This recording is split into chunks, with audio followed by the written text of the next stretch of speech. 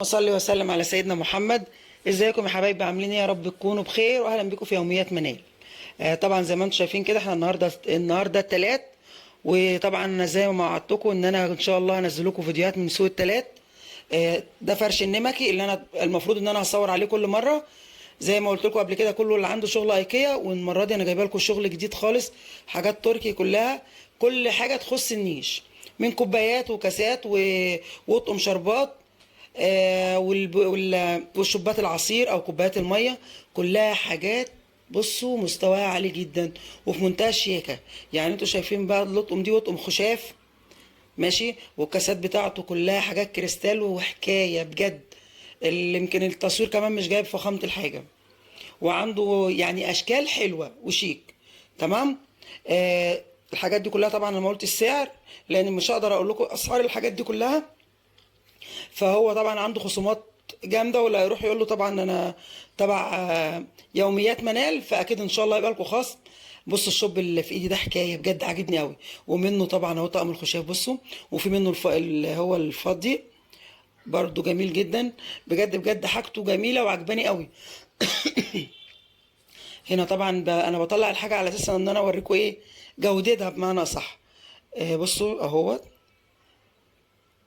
حاجات فخمه وجميله. دي الحاجات اللي هي موجوده عنده تحت. دي حاجات هو مش عارضها، لان دي يعني تعتبر اعلى كمان من اللي معروضه، ماشي. فهو قال لي بقى ايه، اوريكي حاجات برضو على مستوى اعلى كمان من اللي معروض اهوت. بصوا الكراتين هي جنبه، بيحاول الطقم دوت 24 قطعه، ماشي. حاجته حلوه قوي. وزي ما انتم شايفين اهوت. بصوا، كوبايات شاي، كوبايات ميه، كوبايات طبعا، كاسات للعصير، يعني شامل كل حاجه اللي هي كرتونه اللي عادي دي.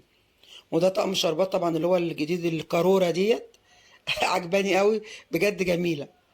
وده طقم الخشاف تاني بيعيده لكم، بس باقي بوريه لكم يعني من قريب. هنرجع. طبعا ده بقى ايه، انا كده باخد لكم جوله من على الفرش كله. بعد كده هنخش على ايه، على على الحاجه اللي عند محمد جوه في اللي عارضها، واقول لكم بقى ونشوف بقى الحاجات اللي هي ايه هتخص المطبخ. طبعا انا عرضت لكم ده قبل كده في الفيديو اللي عدى، بس في حاجات جديده. يعني انا الاول دلوقتي بمسك الحاجه اللي هي ما نزلتش في الفيديو اللي فات، لان ان شاء الله زي ما وعدتكم ان انا هجيب لكم كل جديد. طبعا هو منزل كريستالات وحاجات بجد حلوه قوي. ديت فواحه او مبخره بمعنى اصح، ماشي. دي مبخره اهي، بصوا بجميع انواعها، يعني عنده انواع حلوه قوي وعجباني بجد. دول عجبني جدا، شكلهم حلو أوي. ودي بونبونيره برضو موديل جديد. وده طقم المفروض ان هو طقم هتحطي بقى فيه المكسرات والحاجات ديت، برضو حلو. الساعه دي بقى دي الوحيده اللي قال لي على سعر. مش هقول برضو. حلوه قوي وشيك قوي. طبعا المرايه احنا كافيينها لفوق كده عشان ما تجيبش مين اللي بيصور. طبعا انا بشكر لافا وبقول لها متشكره ليكي على وقفتك جنبي، لان هي بصراحه هي اللي بتشجعني وهي اللي بتصورني، وربنا يا رب يسعدها.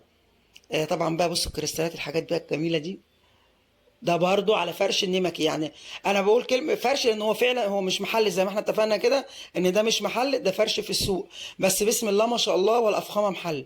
كل ما يخطر في دماغكم يخص العروسه، او يخص اي ست عايزه توظف في شقتها او تحط حاجات جديده عنده، كل ما يخطر في دماغكم. طبعا ده الفرش عليه كل الحاجات بقى السيليكون والحاجات اللي تخص المطبخ. جزء الورد ده احنا النهارده ما صورناهوش. هنا طبعا عنده الحاجات الاستانلس، حلل وصواني وصواني كيك اللي هي برسمة الوردة والحاجات دي. برضو قوالب اللي هي عنده، اللي هي قوالب الكيك نفسها. برضو حاجات خاماتها حلوة جدا. طبعا في حاجات جديدة النهاردة. انا بناخد لكم جولة كده على الفرش، بس ايه هناخدكم شوية هنا وشوية هنا، لان طبعا انتوا عارفين هو فرش شامل كذا حاجة وكذا حد واقف معاهم. طبعا محمد اهو ده مش جديد علينا. بصوا بقى البولة اللي في ايده دي عجانه. بمعنى انك انت لو هتعملي فيها كريم شانتيه او حاجه، بتحطي من المضرب وتشتغلي من المكان ده، وبعد كده تقفليها. عايزه حاجه تخمريها فيها عجينه او حاجه، بتخمريها برضو بنفس الطريقه. طبعا دي بولات ايه، ازايز الزيت. الزيت والخل. دي بقى علقه الستاره، عجباني قوي. حاولت اعملها بتلخفن، لان هي المفروض تتعمل على الستاره عشان تقدري تتحكمي فيها. بتلفيها على الستاره وتشبكي ايه الفرعين الشجر دول او الورد. فرعين شجر. تعمليهم بيلزقوا ببعض، شكلهم شيك جدا. فبص هو هيعمل ايه عشان يوريكم المنظر.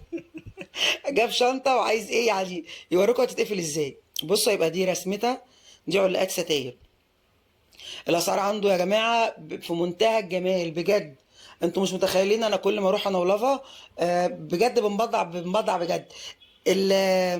المغناطيس ده حكايه. بصوا المغناطيس ده والله انا اقول لكم على سعره، ده ب 25 جنيه. هقول لكم على سعر ده لانه هو بجد بتتحط فيه السكينه لو جدع اخلعيها، بدل ما تمد ايدك في درج والكلام ده. دي قلايات صفايات البطاطس الاصليه. دول 3 اشكال. واللي عدت المفارش طبعا دوت سكوتش كده بيتلزق في الحته زي الدبل فيس. هو يعتبر دبل فيس بس من بره لزق ومن جوه عارفين اللي هي اسمها ايه، انا مش بعرف اسمها. المهم البتاع اللي هي بتلزق في بعضها دي بتاعت بتتحط في القماش وكده، تقدري تحطي عليها بتاع ده اسمه ايه، ريموت. الريسيفر هتلزقيه بيتلزق فيها وتقدري تشيليه وتحطيه عادي، بمعنى صح تعرفي تتحكمي فيه. ده طقم المكسرات والحاجات ديت برضو حلو، برضو سعره رخيص. انا بحاول ان انا ايه، بحاول ان انا المره دي ما اقولكوش اسعار، لاني بجد بجد روحوا وشوفوا الاسعار، اسعاره بجد. يعني ايه، هقول لكم على بعض الحاجات. يعني المكوه اللي في ايده ديت ب 100 جنيه مثلا، وماركه وحاجه نظيفه وبيدالك بضمان ماشي، ولو حصل فيها حاجه ممكن ترجعيها له. ديت انا جبت منها وابقى ان شاء الله اوريها لكم هنا في الشقه. دي بتقدري تحطي فيها زرع، تعلقيها جنب تسريحه او حاجه تقدري تحطي فيها حاجات الميك اب وكده ماشي. هتحطي ممكن اي حاجه تحطيها في المطبخ. طبعا ده طقم دي شماعات عنده جميع الانواع. يعني دي شماعه عاديه، وفي شماعه ان انت زي ما وريتك كده بتحطي فيها الطرحه. دي صفايه رز. دي زعافه بقى، يعني بصوا عشان نجيبها لفوق، عشان نجيبها الكاميرا الشمس مش هتخلينا. بصوا اهو. دي زعافه جديده بجد عجباني، حلوه قوي. وده طبعا ده الستاند الدوار للزيت للخل للحاجات دي، لو انت هتحطيه على مطبخ. بصوا جميله جدا. وعلى فكره دي ب 100 جنيه. هقول لكم بعض الاسعار اللي ايه اللي ينفع اقولها. هو عادة انا ممكن اقول الاسعار كلها، بس انا ايه عايزاكم روحوا المكان رخيص جدا وحاجه فيه. كل اللي على فيديوهات الصينيين اللي انتوا بتشوفوها اللي بيوضبوا الشقق وبيرصوا حاجات انتوا بتستغربوا دي اجيبها منين ومش منين، لا عنده. ده طقم الميك اب اللي بيشيل الميك اب، وده استشوار صغنن كده لو عندك بنوته او حاجه. سعره برضو رخيص، ده ب 75. والطقم اللي هو بتاع الميك اب ده هو الميك اب وللرجلين، يعني تقدري تعملي بيه رجلك. بيزيل فيه سفنجه كده بتزيل الميك اب، والتانية فيها زي حجره كده بتقدري تعملي بيها ايه الجلد الميت اللي في رجليك. طبعا ايه تاني، ده مشتري ده خليه على جنب، ده اركنه على جنب. احنا بنجيب الحاجه اللي مش موجوده. زي ما قلت لكم في الفيديوهات بتاعت الصينيين اللي انتم كلكم منبهرين بيها. بتجيبي المساحه دي منين، بتجيبي الحاجه اللي بترصها في المطبخ منين. كل حاجه عند النمكي. روحوا سوق التلات فيصل شارع ال20، طلعت عبد العالي 2، اسالوا على سوق التلات وعلى فرش النمكي. هتلاقوا كل ما يخطر في دماغكم، وانا هحط لكم في الوصف رقم التليفون بتاع دوت رقم الواتس ماشي. وهحط لكم وهو اسمه على الفيس نمك جروب. تمام، هتخشي برضو عنده كل ما يخطر في دماغكم هتلاقوه عنده. اللي قريب مننا هنا هيقدر يجي له الفرش. دي صفايه فاكهه، يعني تقدري تغسلي الحاجه وتحطيها فيها. دي ب 20 جنيه، حلوه قوي. وعلى فكره طول ما انت حطاها كده ما تنزلش الميه في الطبق، لازم ترفعيها. تمام. في ايه تاني، انا بصراحه عمال اقلب له على الفرش. وقفت ابيع معايا النهارده، كان يوم جميل بجد. انا بص، انا نسيت التصوير وسبت لافا تصور وقعدت ابيع معاه واعرض للستات دي استعمالها كذا ودي استعمالها كذا. بجد كان يوم النهارده بجد جميل. لا وجيت ماشي قال لي لو سمحت ممكن تنفع تشتغلي معانا ونديك يوميه. قلت له خلاص شوف هتديني يوميه كام، وجاهز من هنا من الثلاث اللي جاي وليك عليها اقف معاك من 6 الصبح لاخر النهار. ايه رايكم؟ وهتيجوا بقى تلاقوني بنادي بجنيه وربع والكلام ده. بجد والله كان يوم. بصوا والله انا ما منتبه للتصوير خالص. انا كل اللي بصوا هتلاقوني منتبه للزباين، وعمال اقول لها ده استعمله كذا وده استعمله كذا. كان يوم النهارده ملوش حل.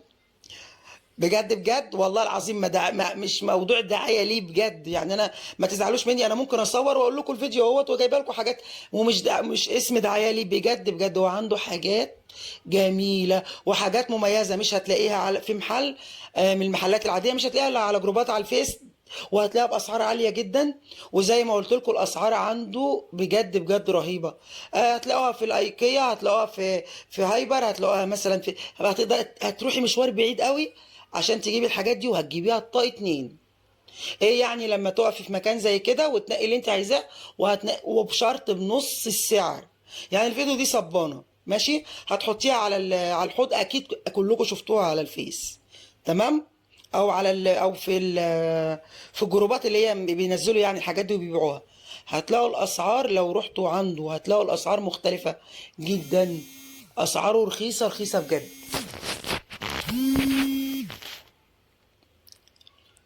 هنا دي بتاعه المعجون السنان، بيوروهم تحطوا المعجون فين. وديت بتحط فيها الفرش. تمام. اهيت. انا بعتها لحد انا بعتها لحد على الفرش، ولا بقول له اوصف لها هتشغلها ازاي. يعني بص خدوا بالكم، هتلاقوني والله ببيع، مش ماليش دعوه بالتصوير خالص. وجيت قلت لهم يلا هشتغل عندكم صبي، وحددوا لي يوميا، مفيش اي مشاكل.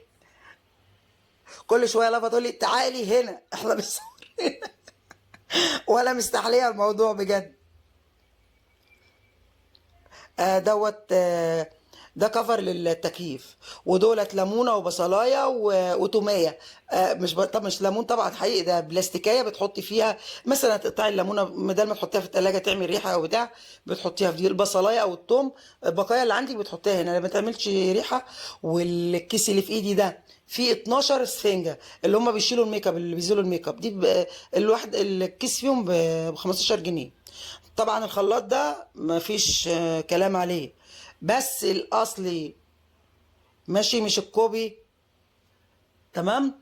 ده الاصلي عنده. انا هقول لكم سعره لان هو كمان دي تعتبر اخر قطعه عنده، والناس طلبت منه كتير، فقال لهم ان شاء الله المره الجايه احاول اجيب لكم. ده ب 1000 جنيه. ده الاصلي يا جماعه، مش التقليد، لان التقليد كتر قوي واسعاره بقت تراب. ده ستانلس بيوريك البتاع اللي اسمها ايه. المهم البتاع اللي بتلف ديت اللي هي خلاط، بتاعت الخلاط نفسها دي ستانلس ماشي. وبيوريكوا الحاجات يعني اللي البتاع اللي بتحطي بيها العصير وكده، وازاي تدوسي عليها. حاجته قبل ما بيديها لك بيقول لك اي غلطه فيها تلزمني. زيه زي احسن محل، يمكن المحلات كمان مش هتديكي ضمان كده. وده الميكسر دوت. عاجب لافا، او ان شاء الله اجيبه المره الجايه. الميكسر ده ب 500 جنيه. ماشي. ماركة كويسة برضو وعلى شرط. ده كان بيبيعه مش عارفة بقلب 600 وحاجة، ونزله في العرض عشان دي آخر قطعة خلاص بالنسبة له، فقلب 500 جنيه. قال يا جماعة أنا منزل عروضات جنبي. بقى إيه القوالب الكيك دول 3 ببعض. تمام. بص اهوت من أكبر لأصغر لوسط كده يعني. خامتهم حكاية بجد بجد. انا اول مره اشوف ألمونيا، دول مش ستانلس دول ألمونيا. اول مره اشوف ألمونيا بالجوده دي. بصوا بعدين الثلاث صواني بتوع البسبوسه دولت الشعبي، او اللي هم السوقي اللي هم العاديين. ودولت بقى اللي هم ماركه عنده بجد بجد بجد. خامتهم ملهاش حل. وسعرهم مش لدرجه عاليه قوي بس حلو. والطبق اللي في ايده ده طبق بيض ألمونيوم مش ستانلس ماشي. وبيديكي يعني مش بيديكي ضمان، ده بيقول لك لو لزقت فيه البيضه رجعوهولي. يعني تاخديه تحمري فيه بيض، هيقول لك لو لزقت رجعوهولي. بصي وبيقول لك طبعا على جودته والخامه بتاعته وكده. طبعا انا معلش انا شلت الصوت عشان ايه؟ عشان الصوت حواليا زيطه قوي. فيا ريت بقى ما تنسوش بقى تشتركوا في القناه، تفعلوا الجرس وتعملوا لايك عشان يوصلكم كل جديد. زي ما انتم شايفين كده بتاعه البيض، واللي عدت دي بتاعه الكيك. معلش انا خدتكم في الكلام. برضو زي ما قلت لكم يا جماعه خامات حلوه جدا وشغل عالي عالي بجد. طبعا زي ما قلت لكم كل حاجه المره دي جديده، يعني في الفيديو ده غير الفيديو اللي فات جبت لكم كل الحاجات ايه الجديده. ماشي. هنشوف ايه تاني. بعد برضو عجباني قوي اسمها ايه بتاعه السكاكين ديت المغناطيس. بصوا بشد منه السكينه كله واقفين تعوري. قلت لهم يا جماعه دي بتاع الكيك مش مش هتعورني ولا حاجه ما تخافوش. جامده وزي ما قلت لكم دي ب 25 جنيه. في ايه تاني بقى؟ نشوف ايه تاني جديد. انا بدور لكم على كل جديد لان بصراحه انا رحت له متاخره. بصوا بقى الطقم ده طقم توابل وسكر وشاي على حسب استعمالك انت. جبت انا في الروف، لو تفتكروا في المطبخ اللي في الروف، انا جايباه بلاستيك، بصبنه بجد جرب وبقت حالته حاله بامانه. ده بقى دوت اللي هو المينامين، اللي هو المينامين زي لطم المينامين الاطباق، انا مش عارفه انطقها صح. المينامين ماشي. جودتهم حلوه قوي وزي ما انتم شايفين كده، والغطا مش بلاستيك، سيليكون، اللي هو مهما يتوسخ هتحطيه في شويه ميه بكلور كده وتفرجي على الجمال. ماشي. طبعا انا قلت لكم دوت ميكسر، بس طبعا هو ما فكش دوت، ورونا عشان كان شغلانه يعني، فك كرتونه من جوه وحكايه كده، فما رضيش يفكوا. ماشي. كده بقى ايه، ما تنسوش تشتركوا في القناه، تفعلوا الجرس وتعملوا لايك عشان يوصلكوا كل جديد في يوميات منال، وان شاء الله التلات اللي جاي يبقى فيه جديد باذن الله.